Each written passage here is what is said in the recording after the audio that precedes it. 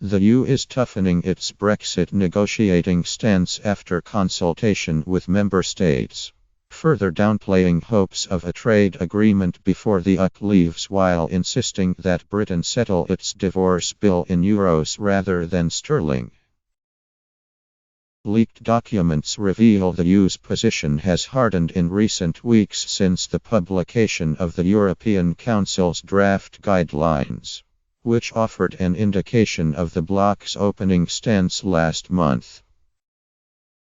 The European Commission expects Britain to pay its estimated 50 in liabilities in euros, leaving it to risk the currency markets at a time when the pound has been weak, according to a paper seen by Politico. It also expects the UK to cover all the relocation costs associated with the two EU bodies currently based in London, the European Medicines Agency and the European Banking Authority. The United Kingdom should fully cover the specific costs related to the withdrawal process, such as the relocation of the agencies or other union bodies. A draft of the European Commission's detailed directives for the EU's chief Brexit negotiator, Michel Barnier, says the UK's financial obligations to the EU should be defined in euro. It adds. The European Council President, Donald Tusk, is to fire the starting gun on the contest between member states over the fate of the two EU agencies by the end of this month, with Commission officials hopeful that new locations can be decided by June.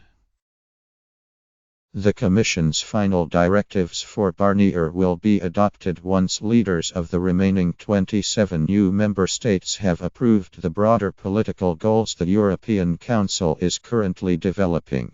The 27 will meet to discuss the so-called guidelines at an extraordinary summit in Brussels on 29 April.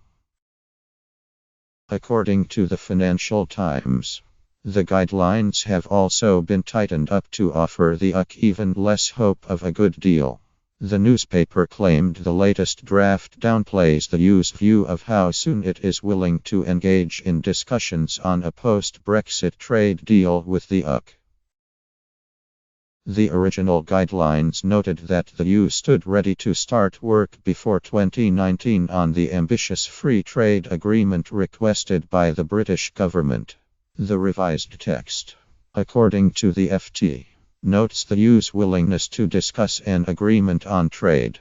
A senior EU diplomat told the newspaper that the amendment was deliberately made to lower expectations. The revised document also insists that the fate of the EU agencies based in the UK should be settled rapidly, and Britain will have no say in their future home. Almost all member states have notified the Commission of their interest in taking one of the agencies, the latest being the Netherlands, whose Prime Minister, Mark Rutte, wrote to Tusk on Thursday. The Department for Exiting the European Union had claimed that the issue of the two agencies would be a matter for negotiations, and their movement out of the UK had not been determined. In a development that will do little for the atmosphere when the European Commission President, Jean-Claude Juncker, visits Downing Street next Wednesday, the latest guidelines also highlight concerns about Britain's treatment of EU nationals living in the UK. There are worries about Britain's requirement that EU migrants complete an 85-page form to prove they have permanent residency in the UK. The latest draft of the guidelines is said to insist citizens should be able to exercise their rights through smooth and simple administrative procedures.